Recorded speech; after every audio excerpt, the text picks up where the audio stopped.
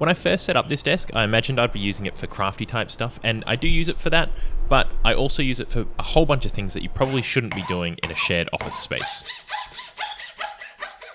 So I want to make myself a little studio where I can make as much dust and noise as I like and not piss everyone off. And this is the space I've got, so let me take you inside. This is the inside of my garage, and it gives very strong dungeon vibes. It's basically just been a dumping ground for all of our camping gear and bikes. I've also got my little wood collection down here, and it's been completely neglected since we moved in. I don't even know what to tell you what this is. It was here when we got here. But as you can see, I've done nothing to clean it up. So it's time to finally fix that all up and turn this into a place that I actually want to spend time. Oh, and Steve lives here as well, but he's cool. The only thing I've done to turn this into anything resembling a studio is I made this very questionable workbench, and it's very clearly something that I've made. Now obviously this is going to be a bit of a different video from what I normally do, but hopefully you'll still enjoy yourself. This is also a bigger project, so I'm going to break it down into smaller parts, and in this video we'll be tackling stage 1, which is all about fixing the vibes. And the very first thing on that list is even just getting inside the thing. The place is so uninviting that about half the times I try to go in there, the door just closes on me, and I have to go in there and jam myself into the great jaws of the garage door and lift it open like the mouth of some terrible beast that wants to chew me up and spit me out. What I'm going to do is I'm just going to get rid of the clicker. I'm sure this will infuriate some of you, but thankfully I'm only going to do this to my own garage and not yours, and this is for multiple reasons. Firstly, there's only 2 power points in this whole garage, and one of them's taken up by this ridiculous cable situation. And while I'm giving you the full tour of the cable, I can tell you about the other thing which pisses me off, which is the sheer bulk of having the clicker on my keychain. I can just replace this with a tiny little key and then just open the garage door manually, which isn't that big of a deal. If I was driving my car in here, sure, maybe I'd still want the clicker, but I never do, so I'm happy to just open it with my hands. So with that all sorted out, we can tick off the first thing on our list.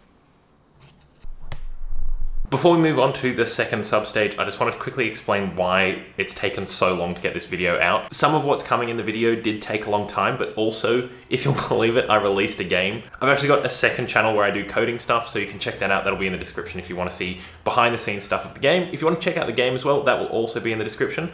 When I released it, I didn't expect it to be taking up much time at all. I thought I'd just release it and that would be whatever. But then some YouTubers actually ended up playing it, and so it went a lot better than I ever expected. And, you know, I've been doing bug fixes and updates and stuff along the way, so that's taken up a lot more time than I anticipated. But that's enough yapping. I just thought I'd quickly explain why it's taken so long to get this video out. But yeah, if you want to check it out, it's in the description. Let's get back to the video. Alrighty, substage 1B is to paint the walls.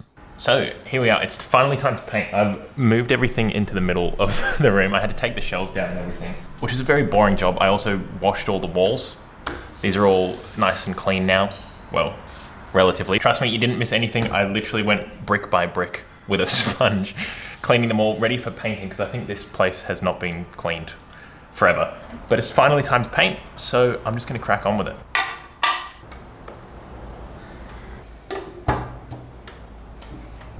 Alright, well, I've done the back wall and I've started on this side wall as well. I was hoping to get away with just a single coat of the undercoat, but I don't think that's going to happen. It's pretty patchy, and I think part of the reason is that I need a different roller thing. I don't know what it's called.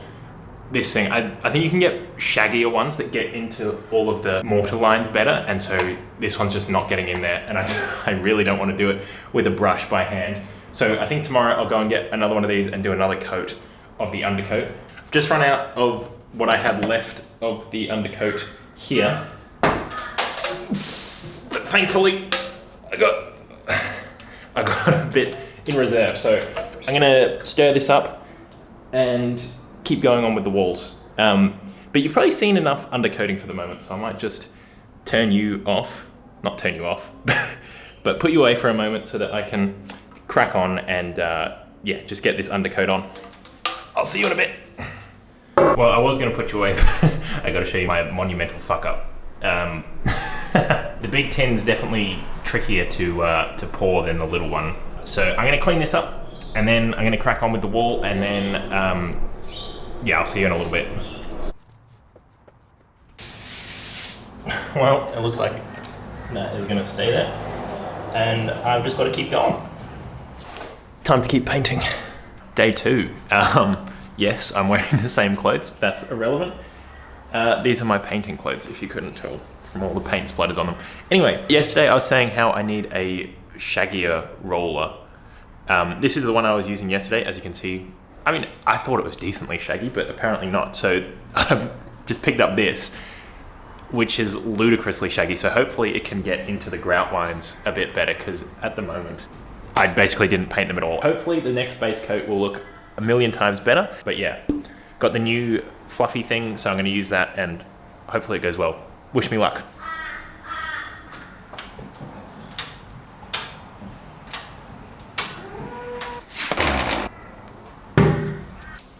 Hopefully I don't spill it.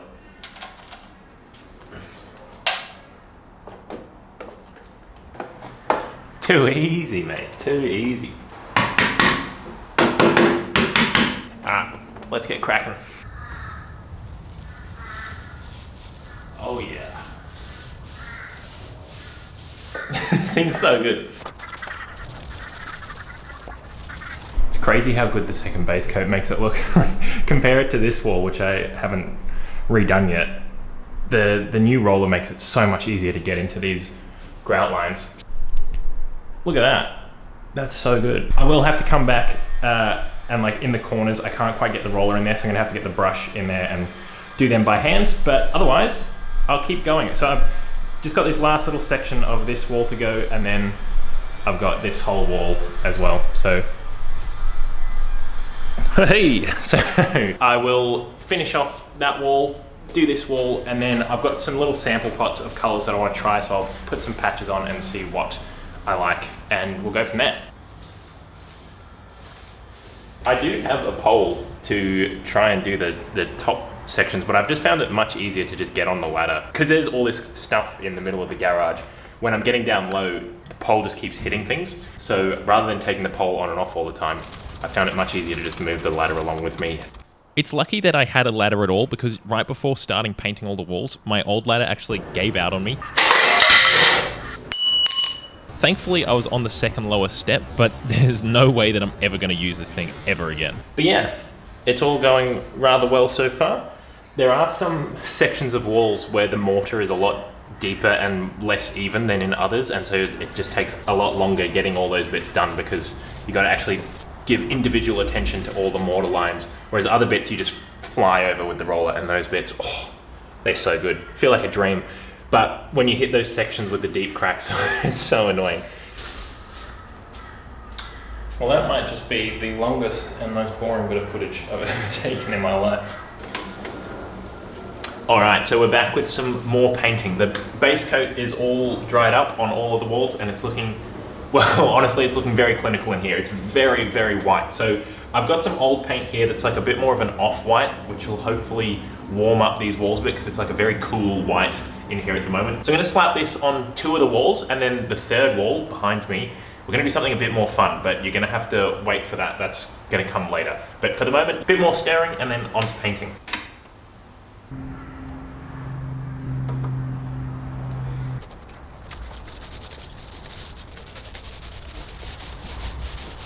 I don't know what the previous owners were doing in here, but I swear that they were having concrete fights or something. There's some sections that are just like completely covered in splatters of concrete. And I don't quite understand where it's all come from.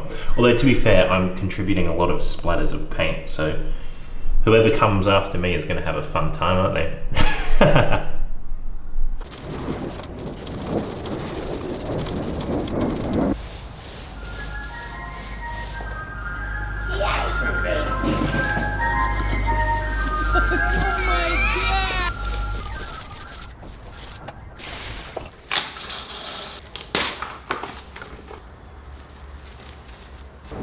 Alright, hopefully that should keep till the afternoon session, where I'll come back and do the second coat. But right now I need to get into all the little cracks and crevices again, and so I'm going to whip out the little brush. Going to go for a very difficult move here. Oh yeah.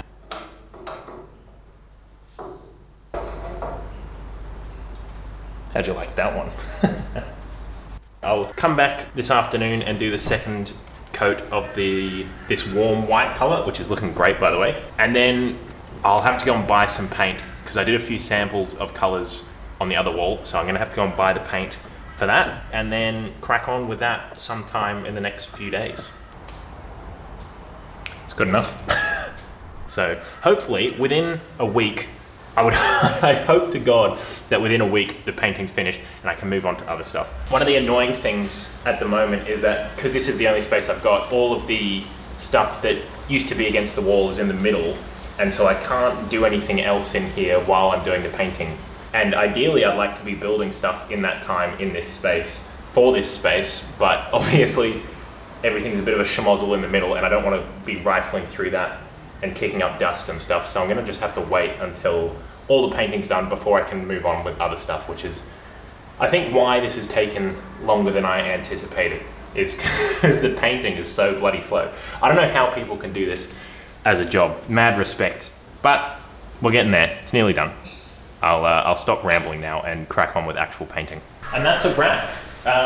Well, of the first coat of the walls that I'm doing at the moment. So yeah, I probably won't subject you to any more of this boring wall painting. When we get to the feature wall though, I will imagine that I will show you what's going on there, because that will be a bit more exciting than just painting white onto walls. So yeah, I'm gonna go have some lunch and a cup of tea so that I can come back and hit the second coat nice and strong. All right, I'll see you then.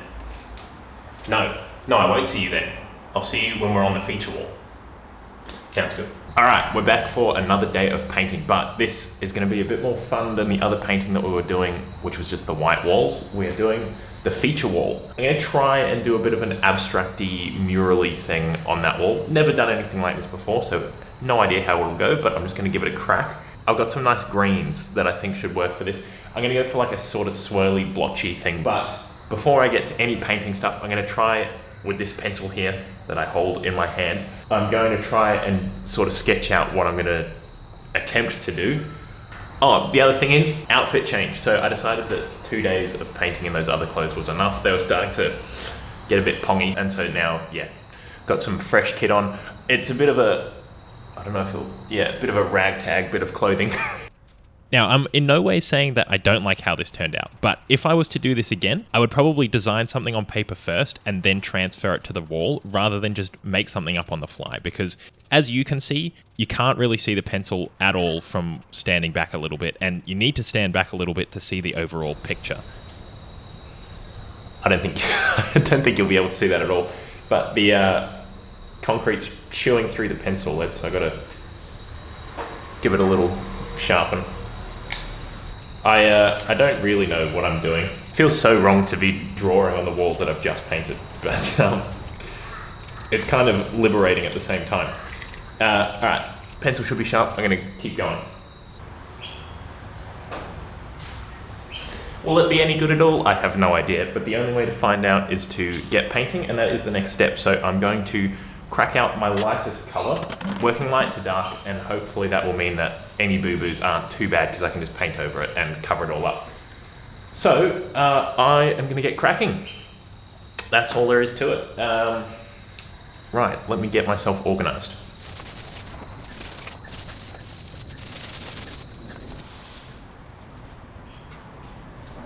First coat of the color is on. It's looking pretty cool. So I've just gone around and taped up where the layer should end and this new color can go on. It's really interesting. The tape is very good at doing convex curves. That seems to go all right. Like around here, it's gone pretty well. But then when I'm doing a concave curve, it just all bunches up into these little jaggy bits. So I'm gonna have to go around and give them some individual attention before I can move on to actually painting. So yeah, I'm gonna quickly do that and then we can move on to color number 2.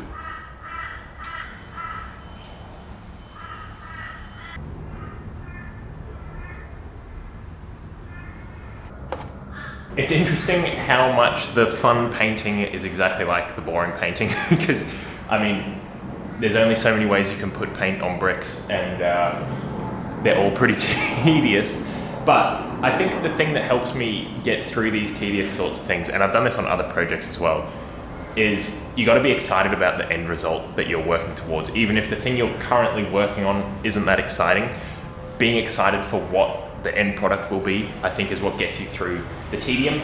And I mean, something like this, you can just let your mind wander while you're doing it, and so you can, I don't know, be elsewhere while you're physically doing some boring stuff.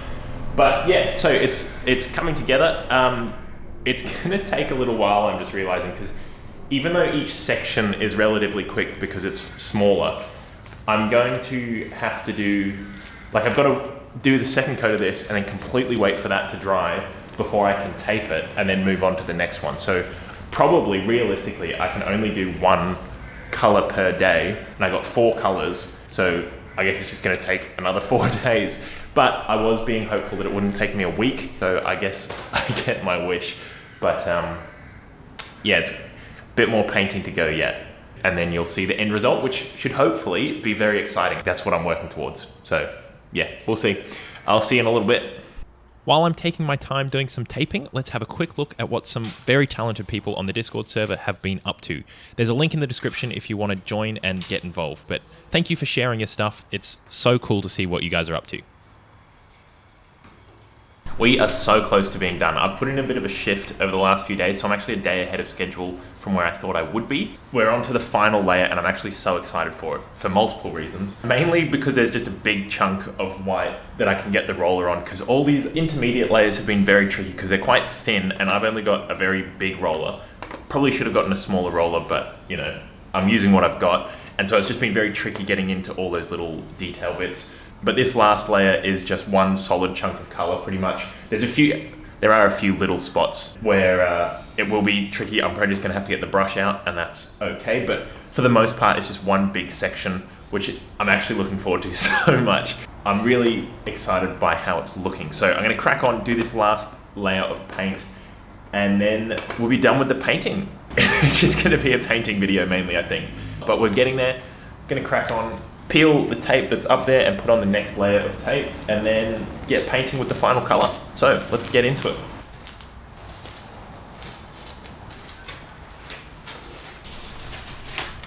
Certainly uses a lot of tape. Very true words from me there. I nearly used up 2 whole rolls. I think you could probably do this a lot more efficiently if you're better at taping, but I'm not very good at taping.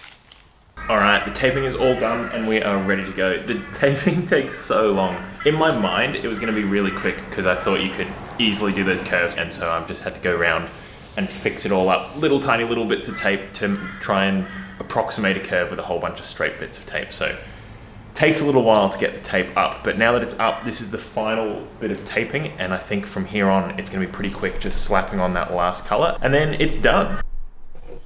I did actually manage to use the roller for the whole thing, which I was very happy about, because when I did the first bit of taping, I'd used a brush on one of the smaller bits, and I think the bristles of the brush get under the tape a lot more than the roller does. So I was very happy that I was able to do that. But it is quite tricky, and you just got to be very careful when you're putting the roller on. In this big open section though, it was all good, except that this was one of those sections that I was talking about earlier where the mortar lines are quite deep. So you've really got to get the edge of the roller into the mortar lines, and it just takes way longer than slapping it on the flat faces of the bricks. So yeah, this was my life for like almost a week, just slowly building up the color on the walls. But we got there eventually.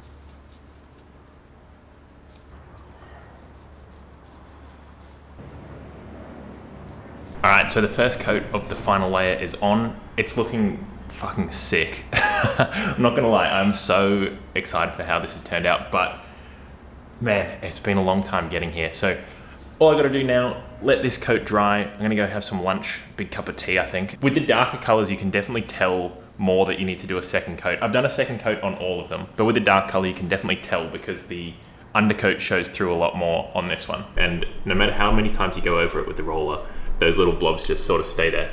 So definitely need a second coat, but otherwise it's looking pretty good. So yeah, got to watch out for those. Lunch break concluded, second coat of this last final layer, and then we're done with the painting. As I'm sure you can imagine, there were a few times where I was a bit clumsy with the roller and I went over the tape. It was actually way fewer times than you'd expect, and thankfully it's really easy to clean it up. I just had a wet cloth on hand that I could just wipe anything that went over the tape. Final layer is complete. I just got to let it dry out and then we can take the tape off and show you. But now I just got to clean up this stuff. And this is the one thing that this roller makes so much worse than a shorter nap roller. And that's cleaning it up. This thing holds so much paint. Like if you brush this on right now, it wouldn't leave that strong of a layer of paint. But watch this.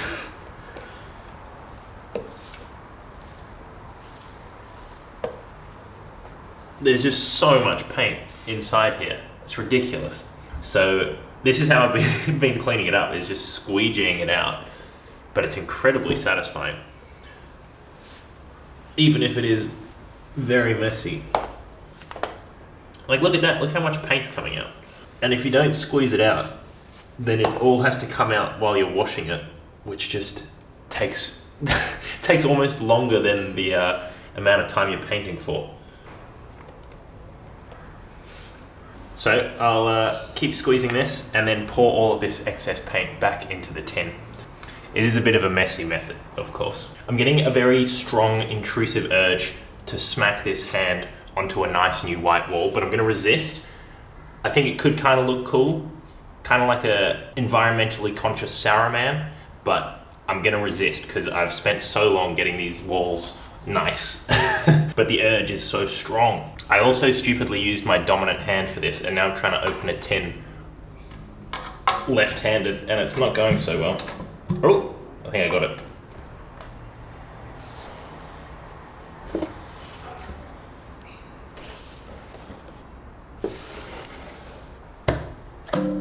There we go, got the urge out. Well, all right, here we go. It's time to finally take all the tape off. It's been about 2 hours since I did the final coat. Enough time to have a shower and get out of my painting kit. I'm in normal clothes now. So yeah, time to rip the tape off and see how it looks.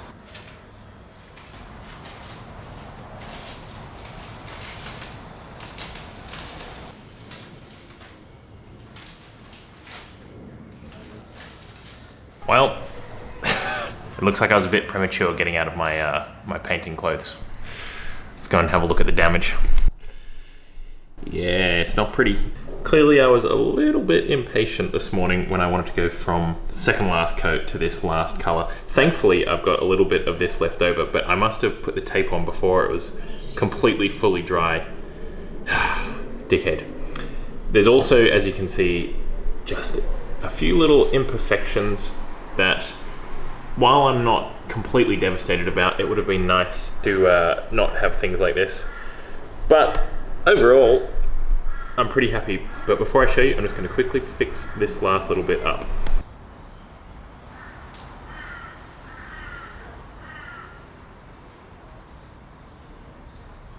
This is the first time I'm really actually getting a chance to stand back and look at it all, because I've sort of been in go mode the whole time, and I am so happy with how it's looking. It's very cool. It kind of makes me think of like a topographical map. Having had that thought, I'm thinking maybe I should have made this the topography of something that's significant to me. But I mean, it's too late for that now, but I think it looks so cool. There's definitely some boo-boos on it. Don't get me wrong, it's not perfect, but I think it is such an improvement on what was here before, and it just looks so cool. You can see how unevenly that patch is drying. I'll have to give it a second coat at some point, but hopefully it won't be too noticeable in the end. And so finally, after a whole week of painting, I can tick it off the list. But before we move on to the next task, I'm going to put everything that was in the middle of the garage back up, and part of that meant cleaning the entire shelving unit, which took so long. I mean, I don't know if you can tell, but look at the color of the water in that bucket, and that is after several refreshes. This stuff was absolutely filthy. Tackling the furniture and storage and everything that goes into the studio is something that we'll look at in the next video, but for the moment, just getting the shelving unit back up and putting everything into it meant that I could get a first little glimpse at what this is all going to look like, and it is so much better than what we had before. The one thing that's really annoying me is how crap this single light bulb is, and wouldn't you know it, that's the next substage. We are a lamp household, which means we've got far more lamps than we know what to do with, so I've pinched these 3 that were surplus to requirements so I can use them down here in the studio instead. They all turn on, which is good, but this red one here has a bit of a flickering thing, so I took it apart to see what was up with it, and it ended up just being a loose connection in the switch, so I could quickly fix that up, and then we've got 3 working lamps for the studio. Now, I can't tick lighting off the list in this video, unfortunately, because I feel like it's going to depend on what ends up going in here in terms of workbenches and stuff, but I thought if you guys have any idea about how to light this space up, that would be fantastic if you could share it, because I don't think I've got very good interior design skills. When I tried to do something with it, I ended up hooking this red one over the pipes that come out of the ceiling, and look, I don't know what I was thinking there. So yeah, I think lamps give off such a cozy light that's so much more intimate and, I mean, I guess it depends on the bulb you use, but nice and warm compared to something that you get in the ceiling. So I think whatever we do, it'll end up using a lot of lamps. I also think that some fairy lights could look really cool. So I put them in my little mock-up, and I mean, fairy lights just always look good, and I think wrapping them around the pipes would look extra good. So let me know your thoughts on that. Obviously, I could change what's in the ceiling, but here in Australia, you have to get an electrician to do that, and then it ends up being very expensive, and I can't really justify the cost right now. And actually, this is something that I wanted to bring up, so I'm going to sneak it in here at the end of the video, and that is that unless you're doing bonkers numbers, YouTube ad revenue just isn't really enough to live on.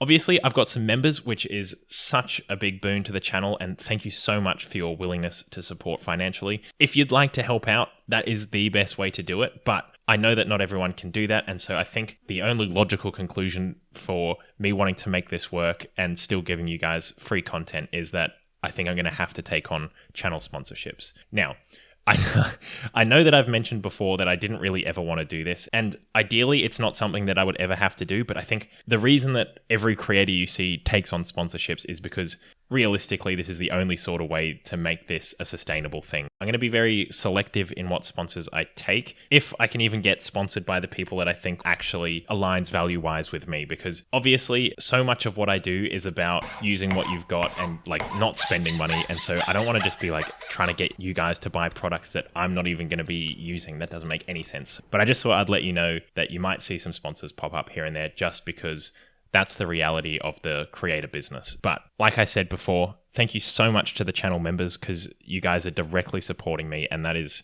just so incredible. So thank you so much for that.